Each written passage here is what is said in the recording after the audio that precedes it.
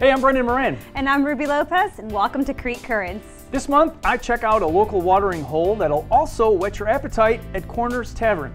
Plus, if you're an art lover, we've got a great opportunity for you to become an official aficionado at the Bedford. And if you're an animal lover, then you'll definitely want to check out my visit to a place filled with friendly felines and canines. You're in for a real treat. Take a look.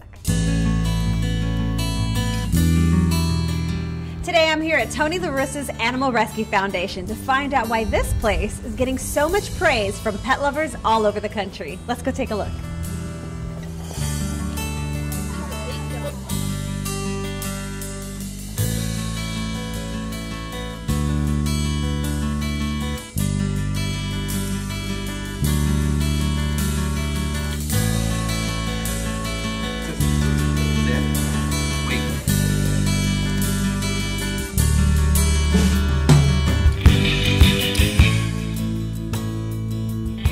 I'm here chatting with Elena Bicker. Now you are the Executive Director for Tony LaRussa's Animal Rescue Foundation, right? Yes, I am. I'm thrilled to be part of this organization. It's done such incredible work over its 22 years. Talk to us about what originally inspired Tony LaRussa to create this Animal Rescue Foundation.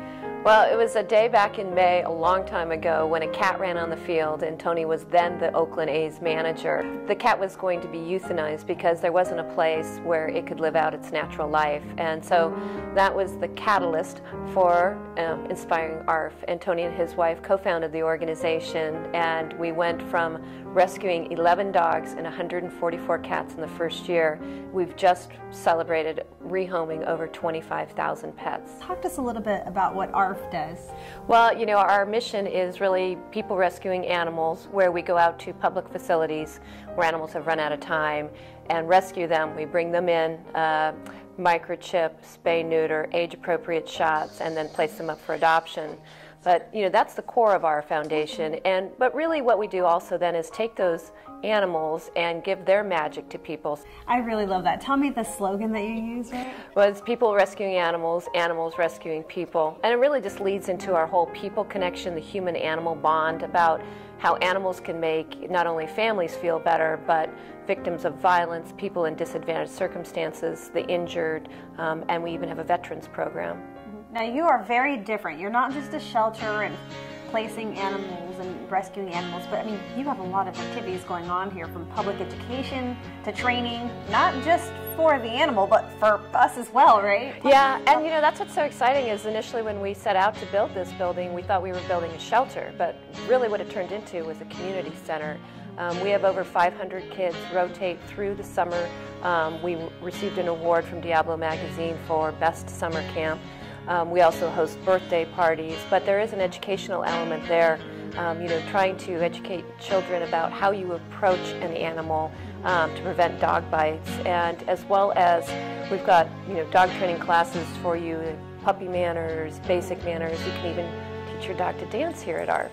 So aside from the events that you have here, you also go out into the community and visit retirement centers and stuff like that, right? Yeah, we actually look at ARF as our national headquarters here, and we host a variety of community programs, one of which is very popular is our Pet Hug Pack. And we do visits to John Muir Hospital, Veterans Hospital, Kaiser. We work with so many different groups. Last year in 2012, we actually reached out to over 117,000 people in over 2,100 visits. And this is all comprised of volunteers.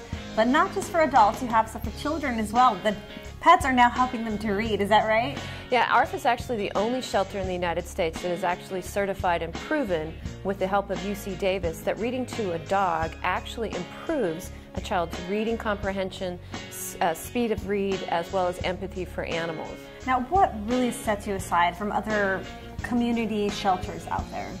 Well, I think, you know, a couple things. One is you know, our mission of, you know, rescuing animals, but then developing the whole piece of where the animals rescue right back, and expanding that beyond just, Walnut Creek borders or Contra Costa borders. We also, as part of our national outreach, have a disaster preparedness program as well as a response team. So we just had a team come back from New York where they were helping with the animals that were displaced by Sandy. These animals were all owned, but the people couldn't bring them home with them because they had lost theirs. So 2 of our team members actually were responsible for the care of 60 cats each and every day. Wow, that's pretty impressive. They were so energized and thrilled to give back to the community, and when the folks in New York realized that people from California had come out to help, and our team is actually comprised of staff and volunteers, because volunteers are the lifeline of our organization, but the people were just floored that we would be so caring. Absolutely. Now, you mentioned volunteers. Now, you have to keep in mind, you do so many things, but when you get down to it, you're still a nonprofit. You still need help and volunteers and donations. So talk to us about the different ways that maybe people can get involved and help. Well, we are always looking for more volunteers, especially fosters, because a lot of times when we rescue, we're bringing in underage puppies and kittens that need a little bit more time in someone's home. They get extra socialization. They can become old enough where they can be spayed, neutered, microchipped, and placed up for adoption. But really, volunteers help run this place. We have over 50 volunteer coaches that run entire programs, whether it's our food share program. We have an incredible thrift store in Concord, which is where ARF really started as a grassroots and grew into this amazing building. But the whole volunteer piece is just critical. Our average gift is $30. And a lot of times people walk in and say, wow, this great building, and you have Tony LaRussa. You guys must have all the resources you need. And unfortunately, our phone rings over 200 times a day, and we still cannot say yes to every person who calls. So we're always looking for additional donors, additional volunteers, additional help. And aside from that, there's also other ways that you can have a little fun. You have a lot of events that people can contribute to or attend, is that right? Yeah, and one of the beauty of our events is right there in downtown Walnut Creek, which is Animals on Broadway, held every May. Our partnership is Broadway Plaza. They're an incredible supporter of ARF. And we shut down the street. They only shut down the street twice. Once is for Santa Claus and the other is for Animals on Broadway. And we partner and collaborate with other rescue groups to bring animals down into the community so that people can really experience animals one-on-one, and other nonprofits get the same exposure. We're all in this business together. We don't have competitors. If we can save a life and we can help another rescue group do that, that's really what we're about.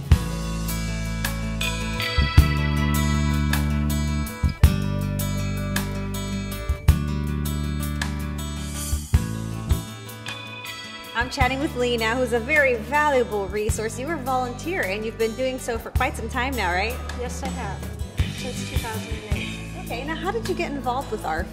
I was looking for a way to get involved with my community, and I've always loved animals, and so this is tailor-made for that. It gives you the perfect opportunity to give to your community and also to help homeless animals.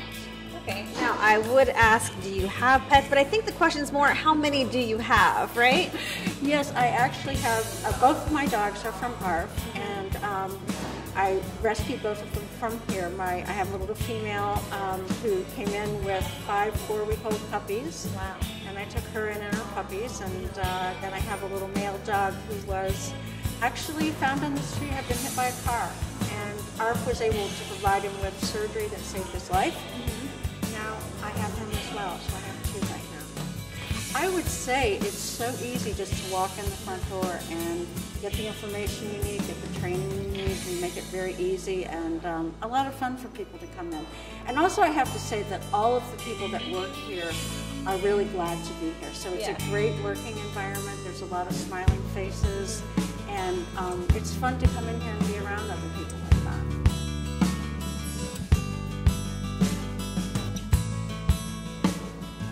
Well, I'm chatting with Caitlin now, and you are rescuing a dog today, right? Yeah. Who are you taking home? Juno. Is it this puppy right here behind us? He's actually the fella in the window, right? Yeah. So how did you know that Juno was the right pet for you? Well, he came out here and he's just like, he's all cuddly and he was really cute. He's really cute. He is really cute. Do you know how old he is? 1 year. 1 year old. Do you know how many dog years that is? 7. So he's the same age as you, right? You guys are gonna be probably getting along really well, right?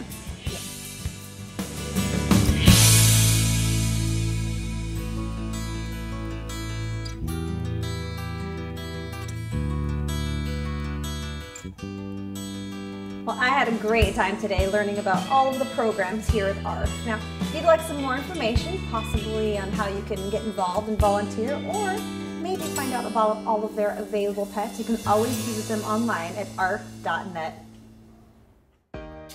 Another great way for you to connect with ARF is to find them on Facebook. You can get all the status updates from your furry friends. Now, if you're looking for all the latest updates in the art world, we've got a great opportunity for you. Check out how you can become a docent at the Bedford Gallery.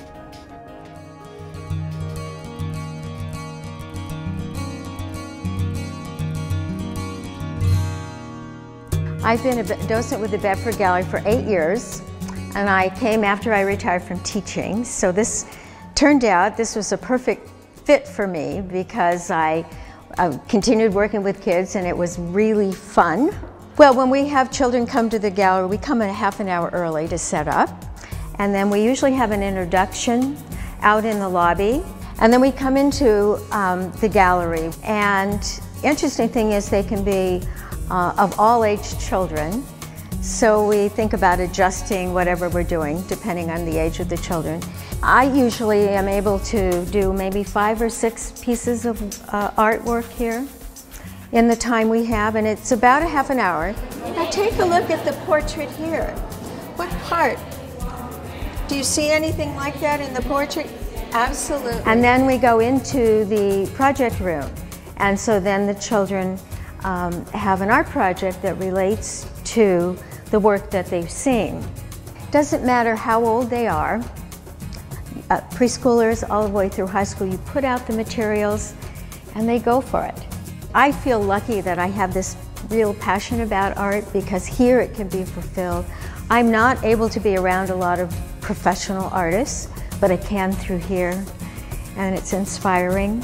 What else do you notice? What's different about this portrait? Our job here is to involve the students in the art. And so if we're enthused about it, it's infectious. And I think they can sense that there's something really special that they have to see here. And so it's been fun being able to do that.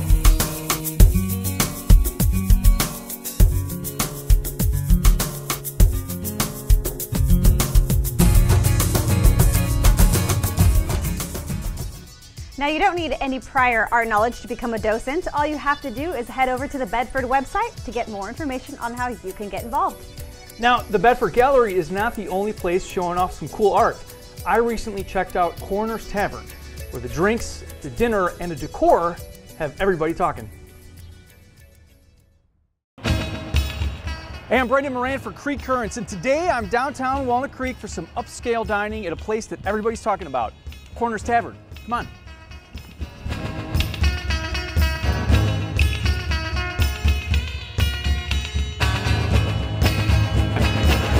I'm here with Susan Reiser. She's the general manager here at Corners. So tell me about the whole tavern concept. Well, when we were designing this restaurant, we wanted to bring like an English pub, a gastropub, tavern to Walnut Creek. And we wanted to be a restaurant that people could come to 2 to 3 times a week without having to feel like they had to sit down and have dinner.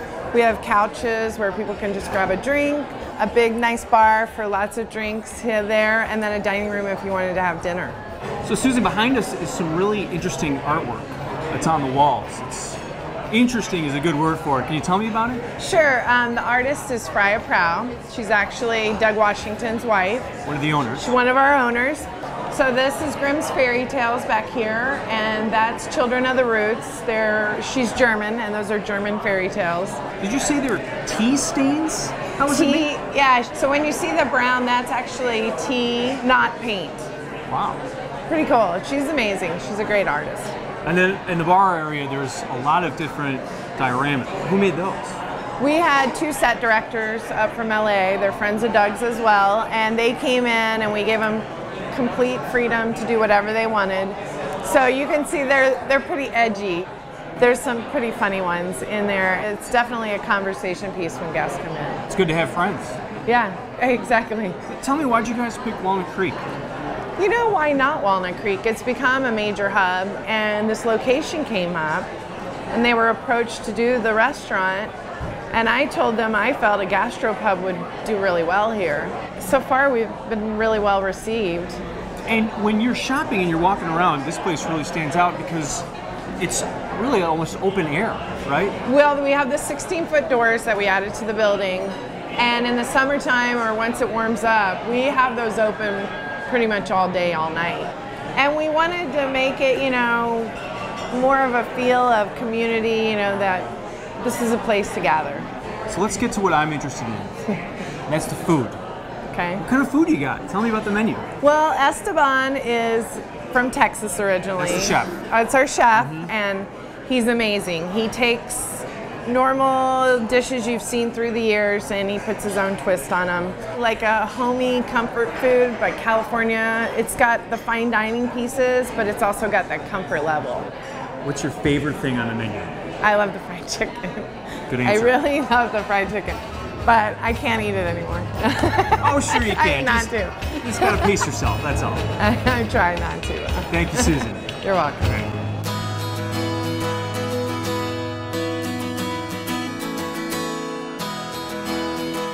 All right, I'm here with the man of the hour. This is Esteban Escobar. He's the chef here at Corners, and he's got a couple dishes that he's going to show off to me.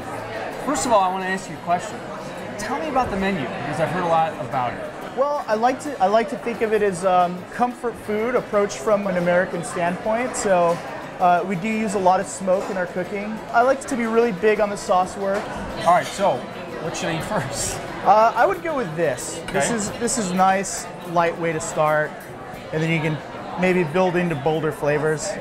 This is the albacore tuna tartare. Esteban. It's good, right? That's very good. Come over anytime. What's the green sauce? It's a puree of sour green apple, basil, and we put a little celery in there just to give it a little body. Now, did you come up with that, or this? All of my menu is pretty much a collaboration with me and my kitchen. I'll give direction to everybody, and then everybody kind of pulls their creative muscle together. At the end of the day, you'll have a stronger kitchen because of it. And speaking of muscles, there you go. Beer steamed. So I'm going to try this next? Yeah. That'd be a good idea. So this has got beer in it. It does.